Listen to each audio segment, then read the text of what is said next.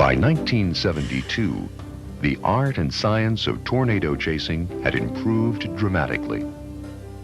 We were getting better and better at predicting which thunderstorms would likely spawn a tornado, and chase teams were now formally organized. When the Union City tornado touched down in 1973, it was almost surrounded by high-quality photographic equipment.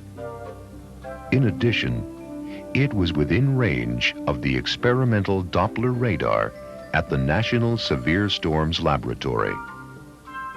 For the first time, a full set of Doppler radar data was gathered, all coordinated with detailed field observations.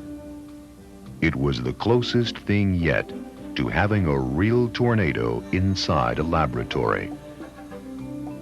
Radar probed the mesocyclone structure and found radar signatures of the early stages of tornado formation, none of which are visible with conventional radar. Like the tornadoes at Dallas and Fargo in 1957, Union City was truly a landmark event.